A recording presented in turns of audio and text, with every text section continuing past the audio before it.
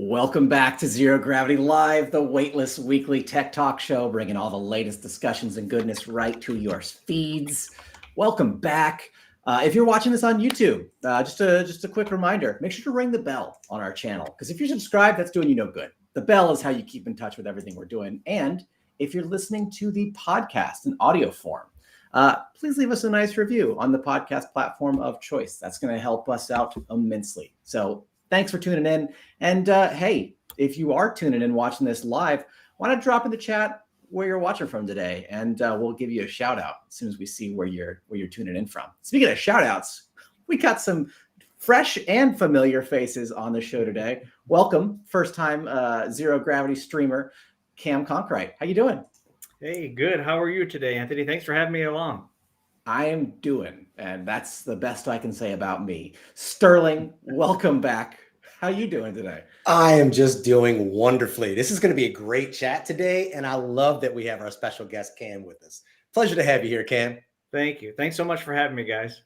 No, the thanks is all to you for joining in. You might notice, our familiar face, Matt's not here today. He had some family emergencies he had to take care of, so big thanks to Cam for pitching in, and thoughts for Matt going out to you today. So, hey, y'all, we got a new guy on. We got to talk about what's going on inside the office situation. So, Cam, we're going to put you on the spot.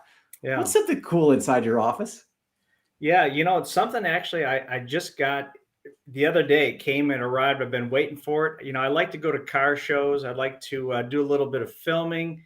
And I noticed that a lot of people had some gadgets that I wasn't familiar with. And so it's a company called Insta360. And I got my Insta360 flow in, and it's going to allow me to attach my iPhone to this. It's going to allow me to get those still shots that I like, but also those moving shots using AI, which, hey, we talk a lot about AI on Zero Gravity. So, it's going to allow me to incorporate that and focus right on the subject, which 9 times out of 10 is the vehicle, and get some unique shots and perspectives that probably I wouldn't be able to get previously. So That's very awesome. excited about it. Is that thing attached to your camera? I mean, so it attaches, it just unfolds very quickly, and my iPhone just connects to it very, very fast. It's magnetic and secure, and allows me to just instantly take it out of my pocket, connect it right quickly to my iPhone.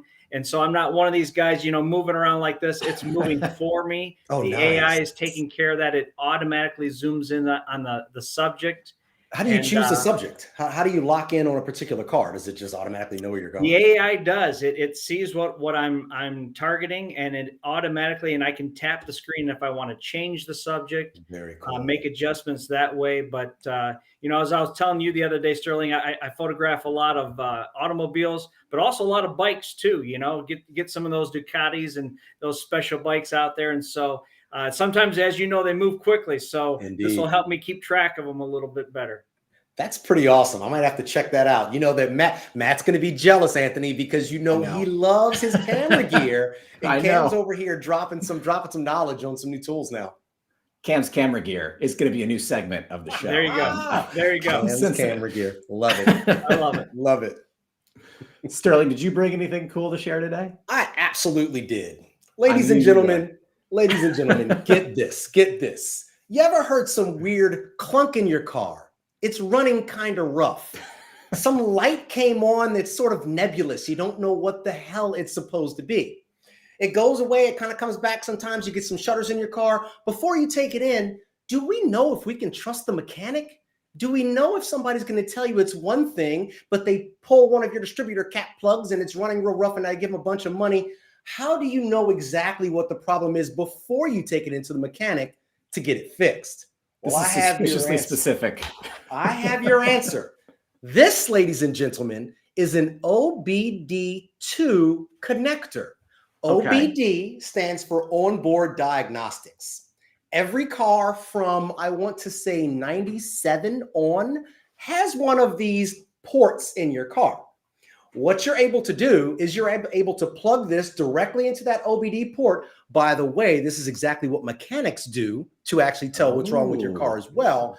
But the very awesome thing about this is Bluetooth. It's available in Bluetooth. It's available in Wi-Fi.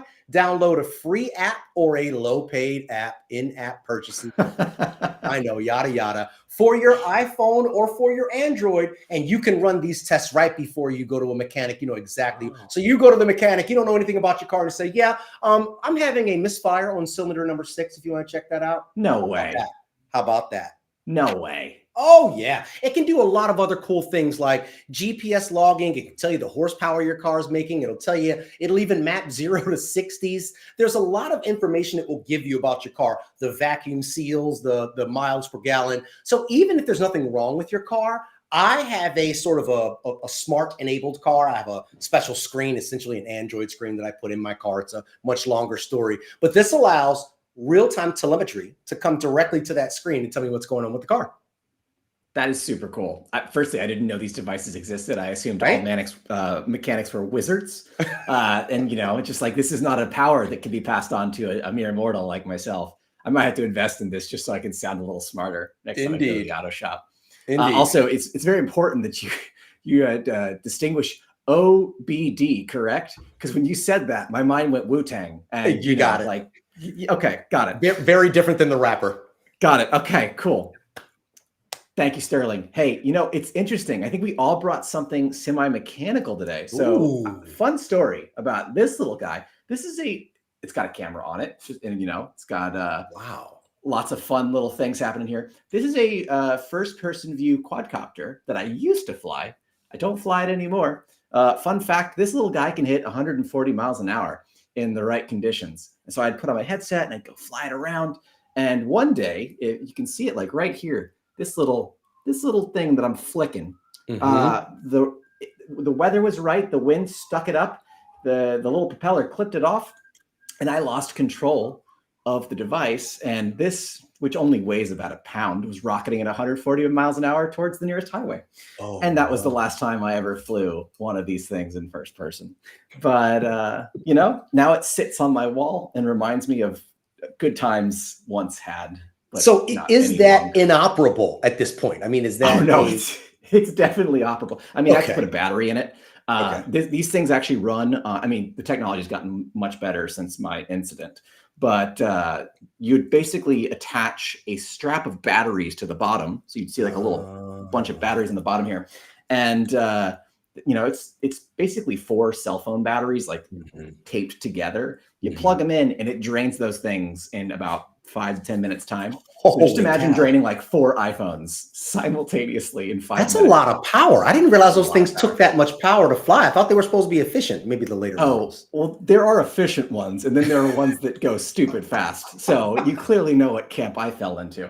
Are those the ones that I've seen racing on some of those? Oh my gosh, those are super fast. Okay. So you can go like upside down, do loops. Yeah. I mean, it's like you're riding a roller coaster, on your face, but you're in control of everything. And super fun, highly recommended if you're into that kind of thing. But after my little scare, it did, fortunately, no cars were injured. It actually landed in a little river right next to the highway. And that was probably the best outcome. But I did have my wife wade into the river because she was the only one in the house that had like waterproof waders. So, you literally retrieved that drone from a river. Yeah, well, my wife did. And, there'd probably gators swimming around and all that. But, fun stuff. Just things we keep around the office. Well, thanks for sharing, y'all. I do see in the chat, we got someone coming in from Palm Coast, Florida. Welcome, watching Meredith. Thanks for joining us today. And Meredith knows a thing or 3 about gators in Florida too, I'm sure. So you don't wade in the rivers in Florida. That's all we can advise for here. Yeah. But to say the least, moving right along, Cam, you actually brought something, interestingly enough, also mechanical in nature to talk about today. And I'm super excited for you to share with us what your experience was. Yeah, it's new technology, and hopefully it's a little bit safer than, sending your wife into a potentially gator-filled, river in Florida. But autonomous driving, and what's crazy is last week I was traveling and had an opportunity to visit some partners and share the Utbi story with them. And, in one of my Ubers, the driver brought up autonomous driving, which what a topic to be talking about. He's talking about potentially being replaced, we're rolling down the highway in a Tesla. I enjoyed his nice, clean car. It was great to have a safe ride. But we started, talking about the subject of, autonomous driving. What if, he was replaced by AI? What if, and I was familiar with this because we have these here in the Phoenix area. They're only in a few markets right now. I think it's Phoenix, Los Angeles, San Francisco, and Austin. But hang tight, coming to a city near you. Autonomous driving, driverless cars that will pick you up, take you from point A to point B. They're branding themselves as, some of the safest rides that you can get out there, citing, statistics and different stats as far as how many different, accidents and deaths that happen on the highways each year, quite a few. So what do you guys think about this? Using AI, using technology for a driverless car? Sterling, I'm curious. What's your take? All right. So I'm gonna dive on this on two fronts. All right. Don't shoot the messenger here. Do I believe the technology is there? I do. I believe with certain LiDARs, I think the cameras are getting better. I think, data at the edge, as long as it's secure, as long as, we have, things that are surrounding us, those parameters, I think we're there. I think it can do it. It's just the learning piece. Can we trust that in every situation?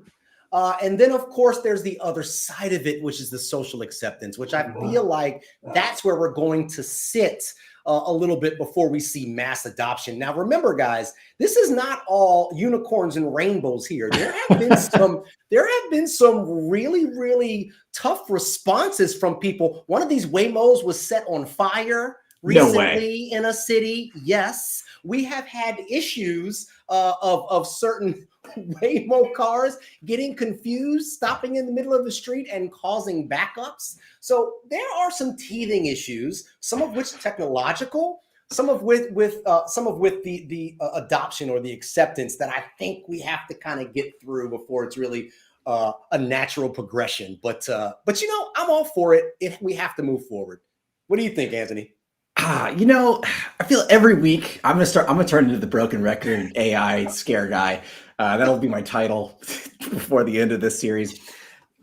We talk about how, with ChatGPT, it came out and it was great and everyone loved it. And then it started to write its own laws and things that it thought was real. And it referenced cases that don't exist and it just makes things up. Yeah. And we started to realize, like, as cool as ChatGPT is, and as cool as all of these AI engines are, they make a lot of stuff up. And the one thing you don't want to make up is rules of the road when you're controlling a car on a public highway with regular people driving. Yeah.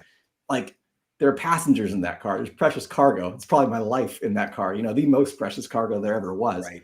I just get nervous when we hand over complete control to artificial intelligence. And let's be honest, like, when we say AI, what we're talking about is really like machine learned intelligence that, it's almost there, but it's not to the point where it's actively like thinking and reacting and making decisions and having its own intelligence drive the decisions it makes, which, if we hit that point, now I'm full in, sold, as long as we give it, morals and a code of ethics so it doesn't, decide to kill us all.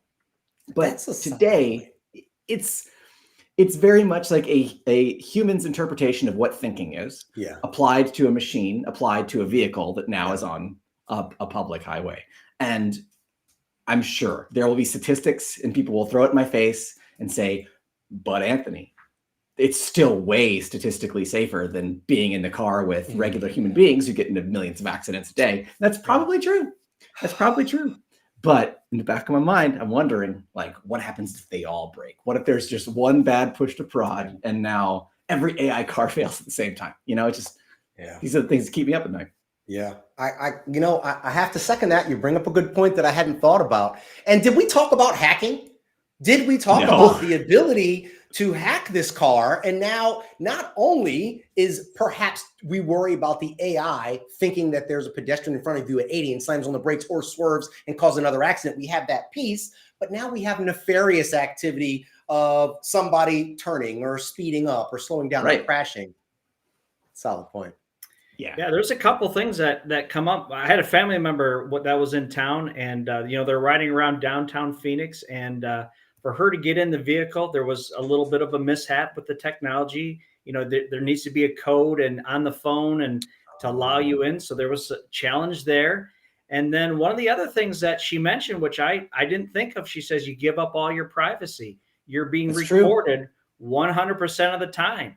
So, you got to make sure that, you do the rub and not the pick. You know what I mean? Yeah. So I didn't even think about that. You're so right, Cam. That is true. Oh man, I'm not sold. I'm Yeah. not sold on this one. We still have a ways to go. We still have, We do. it's fledgling technology. We're in this industry. Everybody watching, we're likely all in the industry. We want to see this stuff progress. Yes. But I'm not sure it's ready for prime Yeah. time yet. Completely agree. Yeah. It's one to keep our eyes on though. And Yeah. I think I'm really curious when we get to like the AI powered like flying car, right? Like now we're talking about things. I don't want people flying anything, right? Like I trust a robot way more than I trust myself, as evidenced in the earlier segment of the show. So, I think it's baby steps to get there. Yeah. Yeah. You're absolutely right. You're absolutely right. So on that note, Sterling, hopefully you don't have more tales of existential dread to share with us today. I don't today. This Okay. is really more of an esoteric question here. And it's really talking about, now I'm a pet owner. I have a beautiful little Yorkie Maltese mix. Her name is Gia. That's my world. Are you all pet owners? Mine is scurrying around crying in the background right now. Yes. Well, here is something that I have to ask all of you guys right here. Would you replace your pet with an AI pet? Now, hold on, dog lovers out there. Hold on. Before you shoot me, once again, I love the controversial topics. I'd like to run down a couple of things that I wrote down here. No vet bills required. Leave them at home for extended periods of time. Look at that cutie. You can replace Penny with an AI? Can perform complex activities. Anthony, your dog looks like a super cutie, but can your dog really get you that beverage out of the fridge? No. Just pointing that out. No collar or leash needed. What we've seen here is recently, let me see if I can show this here. We have a couple of examples that have come up, and I'd like to just go over just a couple really quickly. Yeah. One example is called the Go1, G-O-1. Now, this guy, about 26 pounds, can run up to 10 miles an hour. Walking movements involve stability control, gait generation, motion control, navigation, obstacle avoidance, and has fishbowl binocular eyes that can see around the periphery to even watch for its human. How about that? So it can travel with its owner, like I said, up to 10 miles an hour. So whether you're walking, whether you're on a bike, whether you're running, this little pet can kind of be with you. Now we can sort of think of the obvious things it can do for you. They can carry up to about 11 pounds, but you can think about how this could be used in some other ways, possibly protection in certain places and things like that. On the other side, let's just say a 26-pound little guy walking around isn't really your cup of tea. On the other side, another company has come out with a 5-inch tall desktop robot animal called Emo. E-M-O. I'm sold. It's called Emo. Why is it called Emo? It's called Emo because this little thing can do over 1,000 facial expressions and movements and learns them over time as it's learning it's human. So these expressions can adapt and they can be programmed to do really cool things. Once again, Matt's going to be jealous. He missed this one. Absolutely. He's going to absolutely be bummed he missed this. It can be programmed to do your entire smart home, change your scenes, do your lights, turn on the TV. This little 5-inch thing can do your entire world right from your desktop. So, okay.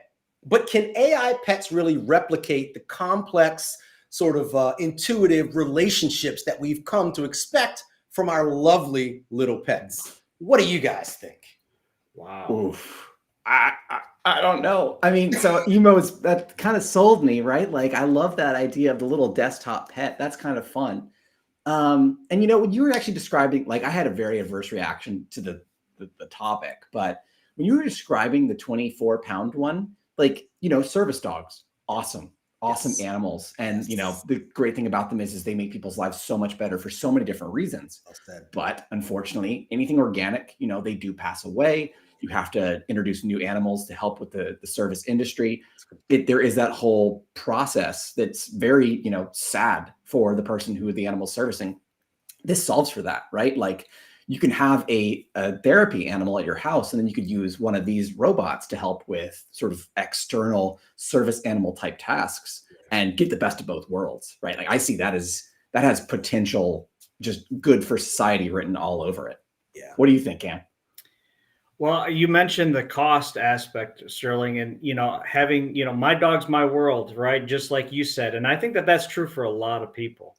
I just recently spent quite a bit of money on my dog for some health issues. So I totally get that aspect. And yeah, that there could be some savings there. There could be some security things that I like the sound of that. I think that that's interesting. But boy, that companionship, man, our dog's our world because, that personality and boy, he's not with me right now because I was afraid the Amazon truck might drive by and I'd get that Chihuahua alert system, enacted, But, we love those things that he brings, that are just so personal, even when they do come with the bad, even when they come with the vet bills and when they come with the cost of the special food for, his special diet and all those different things. And yeah, so I think I'm going to go with no on this one, though, although I'm intrigued. All right. I think that's a great answer. And I'd have to say you make some solid points, and myself weighing in, not giving up my little girl. She is the best thing ever. I love dogs and love what they bring to us. It's sort of those intangible things, reducing stress, all the other cool things. But I think these AI pets may have a real place in our society. Oh my gosh, as Anthony just put it, this could be a real help to those who need an additional service. My father has mobility issues. Think about the type of AI pet that could be in the home with him, help him with daily tasks, and really not need much back than a recharge. So I really do think that we could have a future with him in. And like Anthony, I'm in on that 5-inch desktop pet, man. That's awesome. I was thinking when you were talking about that, and I don't know if this is going to work. So let's see. It could be. Oh no, it didn't work. Oh, there it is. Could be one of those. If that's what it looks like, I'm definitely in. Could be one of those. Just gotta look out. Can we get one of these? Can we get and this may be a bigger question. We have some of our teammates possibly listening. Can we get an Ootbee one of those that has? And then it's good thinking. Top pet. Maybe we can do that as a giveaway. I don't know. Like a little Ootbee, hang out on your desk, show up, help make your backups better. Yeah, that is what I want. An immutable desktop pet that is simple, secure, and powerful. That's what I'm talking about. That's what I'm talking about. Well, thanks for sharing that one. You know what? That I feel a little bit better. And you're all about to feel a little bit worse because I'm bringing today, it comes from TechCrunch. It's a really recent article. Some of you probably already heard about this if you're keeping up with the latest IT attacks. But just the latest and greatest way all our lives are getting worse because of just people looking to exploit things, right? If you've ever used ConnectWise remote access software, super popular amongst IT. They found a day zero type exploit situation, which allowed attackers to essentially use this service to get into lots of different infrastructure pieces, both internal and external. So it's the latest attack coming from what seems like a never-ending series of ways that bad actors are, just trying to make our lives so much worse. I definitely recommend reading the article. And if you use ConnectWise, obviously keep it up to date, keep on all the exploit situations and how to kind of prevent and mitigate that. But I mean, like if you see right here, these servers that use these can manage up to 150,000 customer devices. So it's not just like internal IT, it's external as well. And it's a great utility. Yeah. It's just unfortunate that we continue to see this over and over again. Yeah. And just thought I'd share. Didn't mean to turn myself off there. Get y'all's opinion on just the latest, greatest way they're making our lives miserable. You know what? I'm just going to dive right in and just say, wow. I mean, 3 to 4 years ago, if you had told me that some of these statistics we're hearing now, 77% of companies have been breached. 80% of companies, if they're breached once, get breached again. These types of tools that the hackers are now using, the way that this is proliferated into an illegal, dynasty and how they make money and how they go. I just, honestly, I wouldn't have believed it. Nothing surprises me anymore. But when I look back to think of this new world that we're under attack, I mean, the fact that we didn't need these fortresses to land our data on a few years ago, just because the bad guys weren't thinking in that way, man, times are a-changing. What do you think, Cam? Oh, yeah. This is interesting. I didn't know you were going to bring this up, Anthony. This is really an interesting topic because I had a family member think that they were talking with, a member of their IT staff and convinced them to, give them access to their computer. Said, hey, this might take a little bit. Let's go ahead and have you do your own thing while we sift through your computer and take a look at, what you have and try to extract data. Again, them thinking that the helpful IT man was, helping them out, fixing the bug that they had. So, this is really scary. And this is interesting. I think last week you guys talked about it on your show where they didn't take the time to pause and ask a few questions and text somebody and say, hey, is this you that I'm talking with? Before, what was it? They wired $20-some million. So that's we've got to ask some questions because I can see things like this happening more than often. Yeah, it's absolutely scary when you put this piece of news in tandem with the deepfake attack. Like, you can absolutely use a legitimate IT tool now. You can pretend to be someone else, get into someone's environment, and they're none the wiser. Everything looks credible. Everything looks like it's above board and exactly what you've been trained on, and it's not. And that's the level of kind of paranoia now that I'm not ready to deal with personally, because I've always been a believer in it. Well, as long as we go through official IT channels, it's going to be okay. Yeah. And that is just no longer the case. You literally can't trust anything today. Let me ask you gents, a question, and actually everybody out there who's watching as well. Is your takeaway from this more of what we already knew? Or is this the human factor they are exploiting? Is this the trust factor? Is this a digital exploitation, meaning, clicking on something we're supposed to trust? Or is this just more of the same? It's definitely the trust, I think. Yeah. That they're really exploiting that. My wife comes up to me all the time and says, hey, look at this email. Is this legit? Is that, I'm being asked to do this. Does this seem right? Should I put in these type of credentials here? And so I appreciate that she does it, probably because she's heard from me too many times. I've scared her just like Anthony's done to us today, right? Put out all those warnings, as to things that could potentially happen. Yeah. Sterling, I love that you brought up the trust angle. We've talked about it multiple times now on this show.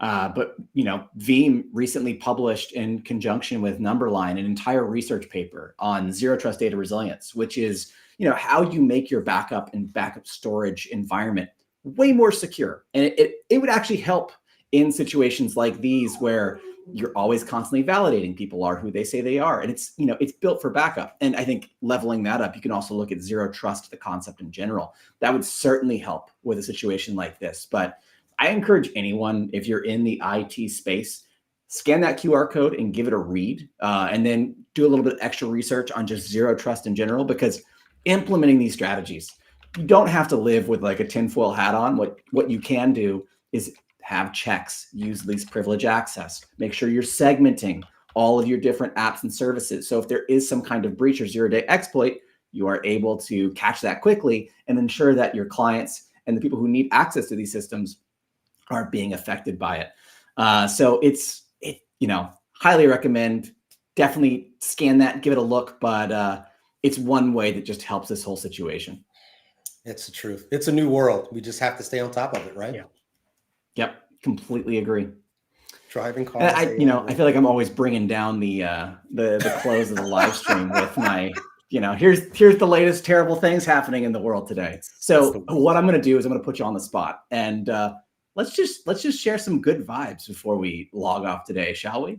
So Sterling, I know you're like the good vibes master. Like, give us one good vibe to leave on. Oh my goodness. Just one?